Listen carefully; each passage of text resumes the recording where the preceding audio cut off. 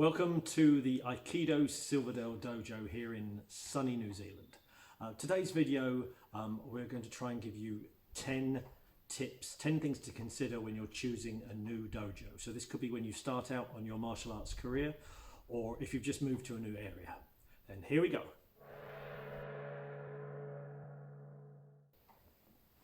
So this first one, this is more of a caveat, a buyer beware thing. If you see a dojo that wants you to sign up to a long-term contract, a year's contract or something, in my experience, avoid it like the plague.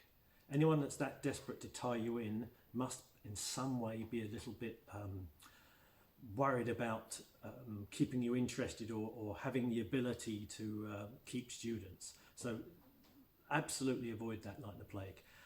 The second thing is anyone that advertises black belt in 2 years or something like that. Again, it's nonsense.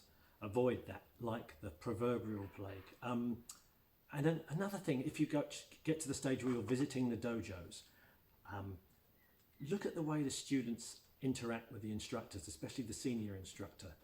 If everyone's bowing and scraping and that's never a good thing. That whole cult of the sensei thing, it doesn't breed a good environment. You want somewhere where you're going to feel supported and part of a community, part of a family.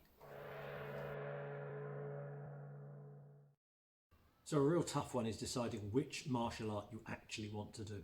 Now, if you're a newcomer to martial arts, it can be a bit mind-boggling, and everyone hops onto Google and looks at what they might fancy. This is going to cause a bit of controversy, I'm sure, but ultimately it doesn't make that much difference as long as what you choose suits what you want from martial arts. That's the critical thing. If you want to get really fit and you don't mind, getting hit a few times, or you want to roll around the ground, or you want to do something competitive, there's all these different aspects that will point you to the different martial arts. So think about it, do some research. But ultimately, and this will get through to our final and most important point, it's about the culture of the club and what you get when you're there, rather than the actual style of the martial art you're doing. So the website, pretty much the first place everyone's going to look. Have a look at the websites of the dojos in your area and just what's your first impressions? Are they professionally put together? Now, not everybody that is a great martial artist and a good teacher necessarily is going to be a good web designer. So don't worry too much if they're a little bit primitive, but do they look professional? Is all the information that you want easy to get hold of? Has it been updated regularly? And then the other thing to immediately go and look at is the training times. Now, hopefully this will be easy to find, because if the training times don't suit your schedule, it's going to be very, very hard for you to dedicate yourself to it and to make any progress. If you can't train once a week, or ideally at least twice a week, you're just not going to make any progress, and eventually you're going to drift away. So make sure the dojo that you're looking at, their training fits your schedule. So make a short list of the dojos that you like the look of in your area, and then make contact. Email's fine, but for me, I like to actually call people up and talk to someone on the phone. See how you get on with them. Can you relate to these people straight away? Do they sound like they know what they're talking about? Do they sound like a nice person? All of this kind of stuff will give you a little bit of insight to what you're going to expect.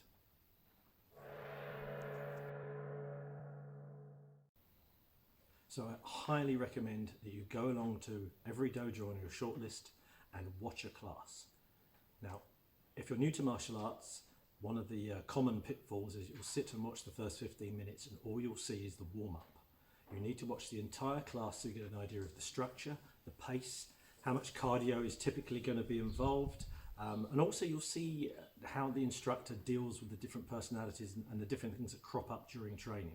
That will help you decide whether or not this place is right for you. Because remember, once you've dedicated your life to this, you could be with these people for a long time.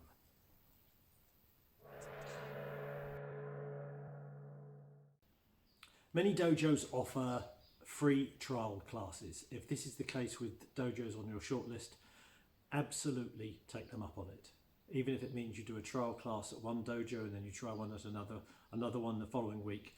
Absolutely do it if you possibly can. It's the single best way of getting an idea of what you can expect from training, and also you'll see how they treat beginners, and you'll see how the more advanced students and the newcomers are sort of integrated. All that kind of stuff will affect how you end up training long term. As far as clothing is concerned, if you're a newcomer and you don't have a uniform, don't rush out and spend a fortune on equipment. I've seen so many people over the years spend hundreds of dollars on uniforms and weapons bags and sandals and things, and then they disappear after 6 weeks. Just nice pair of track pants, long sleeve, loose fitting top. Make sure you've not got your watch on or any jewellery. Make sure you don't still have your car keys in your pocket, and just enjoy the session. Soak up the atmosphere.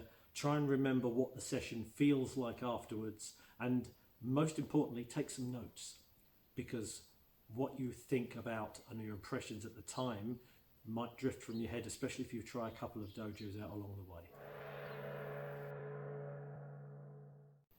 So whilst you're at the dojo watching a class, take the time to speak to some of the students, even if it's the mothers of the parents. If you're watching a kids class, talk to the students, try and get an idea of what the environment is there, what the culture is of the club.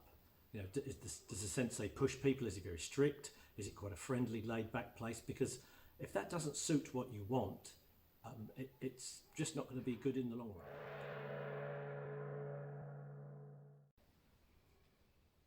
Now, cost. Obviously, if you can't afford to do something, you can't do it.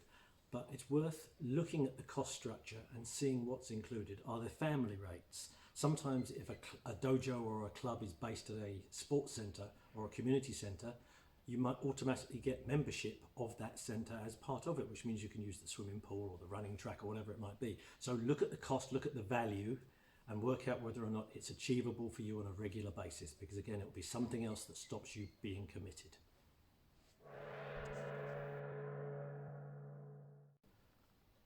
So this is without doubt one of the single most important factors you've got to consider when you're considering a dojo, is its location. Basically, how long is it going to take you to get to and from training? Now, I've had students that have travelled 45 minutes, 50 minutes to come to training, and I've always marvelled at their dedication. It's phenomenal. Personally, I don't think I could do that, because you're looking at an hour and a half of travelling either side of your training. So as a rule of thumb, about 20 minutes. It means you've still got plenty of time to get there, warm up, and it's not too much of a grind. Obviously, if you're living away from a city and you've got fewer choices, then you might have to adjust to that. But bear it in mind, because otherwise it's yet another barrier that will stop you training, and you want everything to be as easy as possible.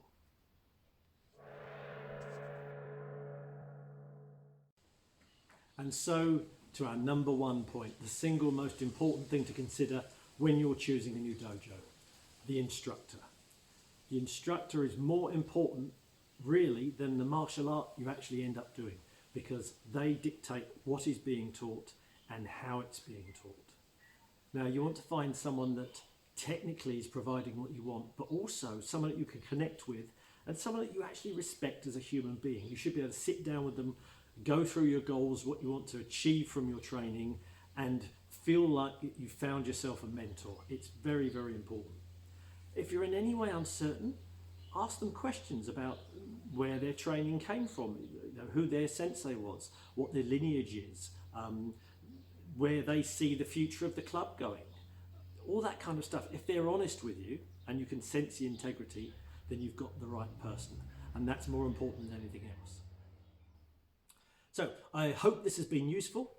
Think about it carefully. It's a big decision, because you could be dedicating years, if not decades, of your life to this martial art.